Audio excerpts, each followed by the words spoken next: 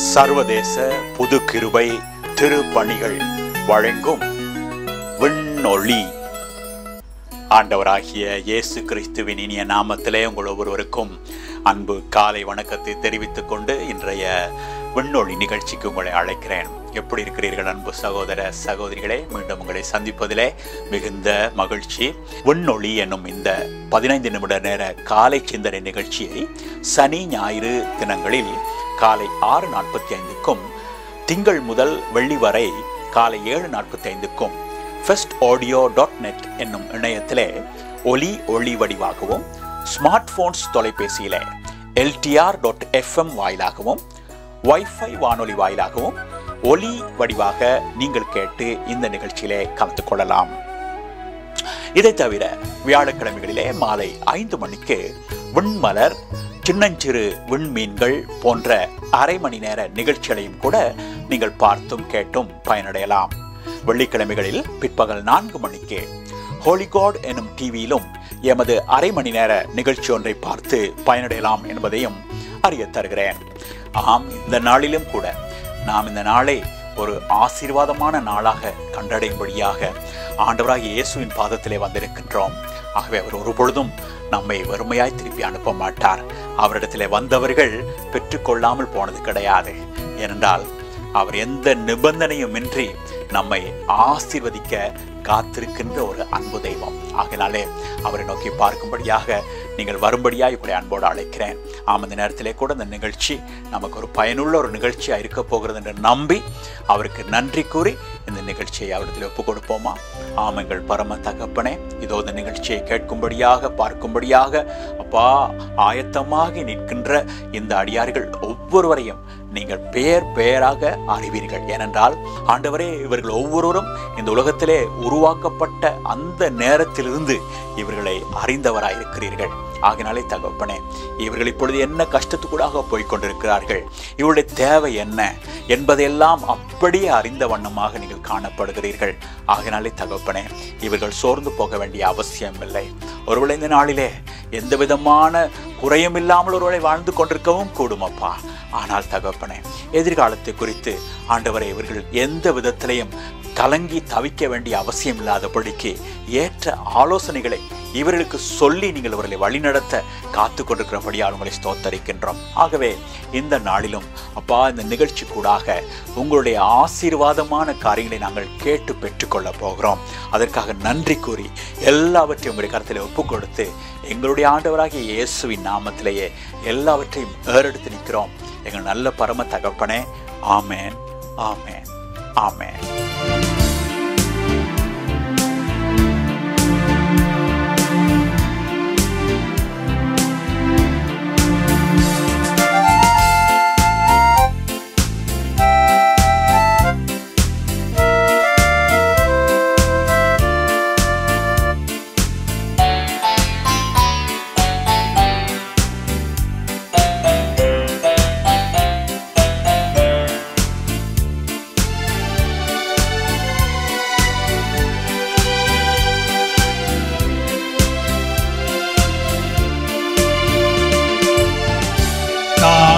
முடியவில்லை என்று தவித்திடும் போது, வாழ்வில் தாங்க முடியவில்லை என்று தவித்திடும் போது,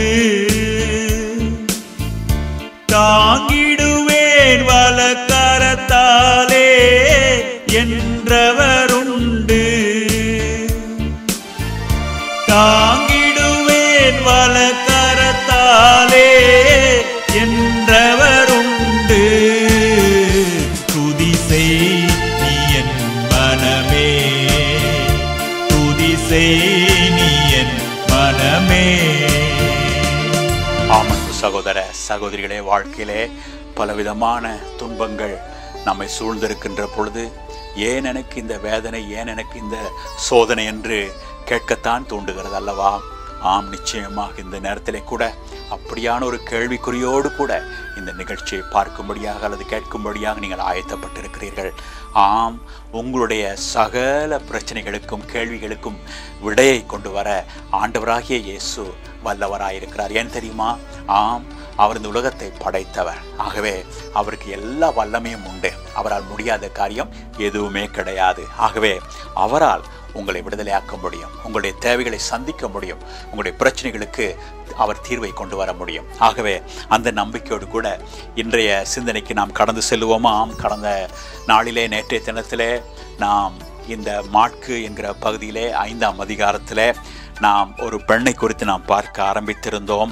25ஆம் வசனத்தில் அப்பொழுது 12 வருஷமாய் பெரும்பாடுள்ள ஒரு ஸ்திரீ என்று சொல்லி அந்த பெண்ணை குறித்த ஒரு அறிமுகம் நமக்கு கொடுக்கப்பட்டிருக்கிறதை நான் பார்த்தோம். அதில் நாங்கள் கவனித்தோம் எவ்விதமாக இந்த பெண் 12 வருஷங்களாக, அதாவது நீண்ட ஒரு காலத்தை அது குறிக்கிறது இல்லையா? ஆம், ஒருவேளை அந்த காலம் அங்கே குறிப்பிடப்பட்டிருப்பதற்கு அதுதான் காரணம். அதாவது ஒருவேளை நம்மில் அநேகம் சொல்லிக் கொண்டிருக்கக்கூடும், எத்தனை வருஷமாக நான் வேதனைப்பட்டு கொண்டிருக்கிறேன், எவ்வளவு காலமாக நான் இந்த கண்ணீரோடு இருக்க வேண்டும் என்ற கேள்விக்குறியோடு இருக்கிறோம் அல்லவா? ஆகவேதான் அப்படிப்பட்ட ஒரு காட்சியை நாம் இங்கும் பார்க்கின்றோம். ஆனால் நேற்று தினம் நான் உங்களுக்கு சொன்னது போல இந்த பெண்ணுக்கு ஒரு விடிவு வந்தது போல இன்றைக்கு ஏன் உங்களுக்கு வரக்கூடாது? ஆகவே நம்பிக்கையோடு தொடர்ந்து இந்த சிந்தனைக்கூடாக நம்ம கடந்து செல்வோமா?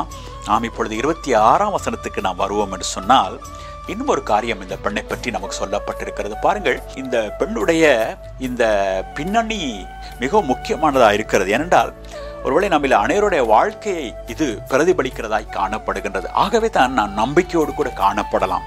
அதாவது 26ஆம் வசனத்திலே நாம் விவிதமாக வாசிக்கின்றோம், அநேக வைத்தியர்களால் மிகவும் வருத்தப்பட்டு தனக்கு உண்டானவைகளை எல்லாம் அவள் செலவழித்தும் சற்றாகிலும் குணமடையாமல் அதிக வருத்தப்படுகிற பொழுது என்று சொல்லி இவளை குறித்து சொல்லப்படுகிற ஒரு காரியத்தை நாம் பார்க்கிறோம். பாருங்கள், 2 முறை சொல்லப்பட்ட ஒரு வார்த்தையை கவனித்தீர்களா? அந்த வருத்தப்பட்டு என்று 2 முறை சொல்லப்பட்டிருக்கிறது. ஆகவே எப்பொழுதெல்லாம் ஒரு காரியம் 2 முறை சொல்லப்படுகிறதோ அது அங்கே அழுத்தமாக சொல்லப்பட்டிருப்பதை நாம் அங்கே பார்க்கக்கூடியதாக இருக்கிறது. ஆகவே இந்த பெண் வருத்தத்தோடு கூட வாழ்ந்த ஒரு பெண், ஏற்கனவே பெரும்பாடுள்ள ஒரு ஸ்திரீ என்று நாம் வாசித்தோம் இல்லையா? 24ஆம் வசனத்தில் இப்பொழுது வருத்தப்படுகின்ற ஒரு பெண் என்று நாங்கள் பார்க்கின்றோம். அருமையான சகோதர சகோதரிகளே, இன்று உங்களுடைய வாழ்க்கையிலையும் கூட உங்களுடைய வேதனை அப்படிப்பட்ட ஒன்றாக இருக்கிறதா? குறிப்பாக பாருங்கள், எவ்வளவோ வைத்தியர்களால் அவள் கைவிடப்பட்ட ஒரு நிலைமையிலே காணப்பட்டிருக்கின்றாள். அதாவது தனக்கு உண்டானவைகளை எல்லாம் செலவழித்து, அங்கே பணம் செலவழித்திருக்கின்றது, ஆனால் எந்த பலனும் ஏற்படவில்லை. இது ஒருவேளை உங்களிலே அநேகரை அப்படியே படம் பிடித்து காட்டுகின்ற ஒரு காரியமாக இருக்கிறதா? ஒருவேளை நீங்கள் கூட சொல்லிக் கொண்டிருக்கக்கூடும், எவ்வளவு பணத்தை நான் விரயம் செய்து விட்டேன், ஆனால் எந்த பலனும் இல்லையே என்று சொல்லி ஒருவேளை யோசித்து கொண்டிருக்கிறீர்கள். அருமையான சகோதர சகோதரிகளே, ஒருவேளை இன்று உங்களை பலப்படுத்தத்தான், உங்களுக்கு உற்சாகத்தை கொடுப்பதற்காகத்தான் ஒருவேளை இந்த நாளிலே இந்த காரியத்தை கேட்கும்படியாக கடவுள் அருள் புரிந்திருக்கின்றார். ஆகவே தொடர்ந்து கேட்போம். நிச்சயமாக ஒருவேளை இந்த நாளிலே நம்முடைய வாழ்க்கையிலே ஒரு பெரிய மாற்றம் நிகழ முடியும். நம்முடைய வாழ்க்கையிலே ஒரு அற்புதம், ஒரு அதிசயம் நடக்க முடியும் அல்லவா? ஆம், இந்த பெண்ணுடைய வாழ்க்கையிலே மிகவும் வேதனையை நாம் அங்கே பார்க்கின்றோம். வருத்தப்படுகின்ற ஒரு பெண்ணாய் அவள் காணப்பட்டாள். உங்களுக்கு ஞாபகம் இருக்கிறதா? அதாவது நான் ஒரு முறை சொன்னேன், மத்தேயு 11ஆம் அதிகாரம் 28ஆம் வாக்கியத்தில் இவ்விதமாக சொல்லப்பட்டிருக்கிறது, வருத்தப்பட்டு பாரம் சுமக்கிறவர்களே, நீங்கள் எல்லாரும் என்னிடத்திலே வாருங்கள், நான் உங்களுக்கு இளைப்பாறுதல் தருவேன் என்று ஆண்டவராகிய இயேசு மக்களை அழைத்ததை நாம் அங்கே பார்க்கின்றோம். அதே அழைப்பு இன்றைக்கு உங்களுக்கும் வருகின்றது அன்பு சகோதர சகோதரிகளே. பாருங்கள், வருத்தப்பட்டு பாரம் சுமக்கிறவர்கள், எத்தனை வேதனையோடு கூட நாம் வாழ்ந்திருந்தாலும் ஆண்டவராகிய இயேசு நம்மை அழைக்கிறார் என்று சொல்லி நாங்கள் அங்கே பார்க்கின்றோம். சில நேரத்தில் என்னால் இனிமேலும் தாங்க முடியாது, இனிமேலும் என்னால் சுமக்க முடியாது என்ற நிலைமைக்கு நாம் தள்ளப்படுகின்றோம் அல்லவா? ஆம், அப்படிப்பட்ட நிலைமை நடுவிலே நமக்கு ஒரு நம்பிக்கை ஏற்பட முடியும். எப்பொழுது தெரியுமா? நாம் ஆண்டவராகிய இயேசுவின் இடத்திலே வரும் பொழுது. அதுதான் இந்த பெண்ணுக்கு நடந்தது. இந்த பெண் விதமாக ஒரு ஏமாற்றப்படுத்தப்பட்ட ஒரு நிலைமையிலே, ஒரு ஏமாற்றமான நிலைமையிலே காணப்பட்ட பொழுது ஒரு முடிவு எடுத்தாள். ஆம், நான் ஆண்டவராகிய இயேசுவை நான் போய் சந்திக்க போகின்றேன் என்று.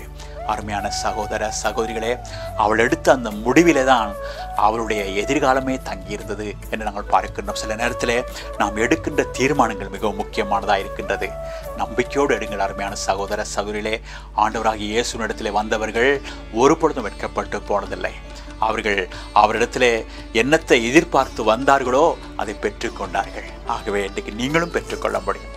நம்பிக்கையோடு அவரிடத்தில் வருவீர்களா?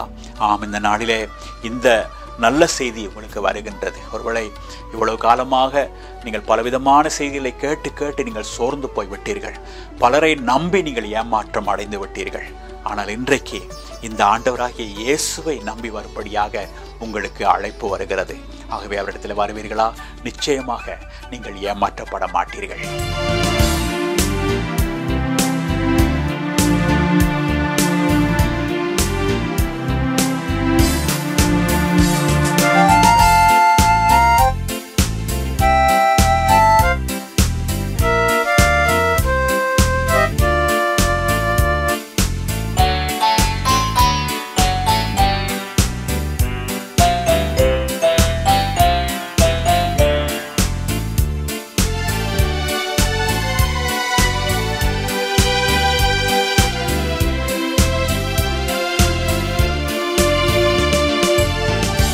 ஏனோ இந்த சோதனை என்று ஏங்கிடும் போது வாழ்வில், ஏனோ இந்த சோதனை என்று ஏங்கிடும் போது எம்மை போல சோதிக்கப்பட்ட இயேசு உனக்குண்டு. எம்மை போல சோதிக்கப்பட்ட இயேசு உனக்குண்டு. துதி செய் நீ என் மனமே, துதி செய் நீ என் மனமே. அன்பு சகோதர சகோதரிகளே, தாங்க முடியவில்லையே இந்த சுமையை என்று சொல்லி வேதனையோடு கூட காணப்படுகிறீர்களா? ஆம், ஆண்டவராகிய இயேசு சொல்லுகிறார், பயப்படாதே மகனே மகளே, உன்னுடைய பாரங்களை சுமக்கத்தான் நான் வந்தேன். நான் உன்னை தாங்குவேன், நான் உன்னை ஏந்துவேன், நான் உன்னை பலப்படுத்துவேன் என்று சொல்லுகிறார். ஆகவே அவரை நம்பி அவருக்கு உங்களை ஒப்பு கொடுப்பீர்களா? ஆம், இந்த நேரத்தில் அவரை நோக்கி நாம் பார்ப்போமா? ஆமங்கள் பரம தகப்பனே, ஐயா, இந்த உலகத்திலே நாங்கள் பாரத்தோடும் சுமையோடும் வேதனையோடு கூட வாழ்ந்து கொண்டிருக்கிற காரியம் உங்களுக்கு மறைவாயில்லை. அவற்றை நீங்கள் அறிகின்ற ஒரு ஆண்டவராயிருக்கிறீர்கள் தகப்பனே. அதற்காகத்தான் நீங்கள் எங்களுக்கு ஏற்ற விமோசனத்தை செய்து முடித்திருக்கிறீர்கள் தகப்பனே. எங்களை நீங்கள் இந்த உலகத்திலே படைத்து விட்டு நாங்கள் இந்த உலகத்திலே வேதனையோடு வாழும்படியாக எங்களை பலவந்தப்படுத்துகின்ற ஒரு தெய்வமாக நீங்கள் இருக்க முடியாது அப்பா. நீங்கள் ஒரு அன்பின் தெய்வமாக இருப்பீர்களானால், நீங்கள் ஒரு நல்ல தகப்பனாக இருப்பீர்கள் என்று சொன்னால், ஐயா, நீங்கள் படைத்த உங்களுடைய பிள்ளைகளை நீங்கள் வேதனைக்கு உட்படுத்த ஒரு நாள் விரும்ப மாட்டீர்கள் ஐயா. ஆகையினாலே தகப்பனே, நிச்சயமாக எங்களுக்கு ஒரு விமோசனம் உண்டு. நாங்கள் விடுதலை அடைய முடியும் தகப்பனே. அப்பா, நீங்கள் அதற்கான காரியங்களை நீங்கள் சிலுவை மரத்திலே செய்து முடித்திருக்கிறீர்கள் ஐயா. ஆமாப்பா, எங்களுடைய ஆண்டவராகிய இயேசு நிச்சயமாக எங்களை விடுவித்து எங்களுக்கு ஒரு வெற்றியின் வாழ்க்கையை கொடுக்க காத்து கொண்டிருக்கிறீர்கள். ஆகவே இதோ என்னோடு இணைந்திருக்கின்ற ஒவ்வொரு சகோதர சகோதரிகளும் அவர்கள் எப்பேற்பட்ட கஷ்டத்துக்கூடாக போய்கொண்டிருந்தாலும் விசேஷமாக வருத்தத்தோடு கூட காணப்படுவார்களானால், இதோ இந்த நேரத்தில் உங்களுடைய அழைப்பு அவர்களுக்கு வருகிறதே, அதற்காக நான் உங்களுக்கு நன்றி செலுத்துகின்றேன். அவர்கள் வரட்டும் ஐயா, வந்து நீங்கள் அருள்வேன் என்று சொன்ன அந்த இளைப்பாறுதலை பெற்றுக்கொள்ளட்டும், அந்த சுகத்தை பெற்றுக்கொள்ளட்டும், அந்த ஆரோக்கியத்தை பெற்றுக்கொள்ளட்டும், அந்த வெற்றி, அந்த சந்தோஷம், அந்த சமாதானத்தை பெற்றுக்கொள்ளட்டும் ஐயா.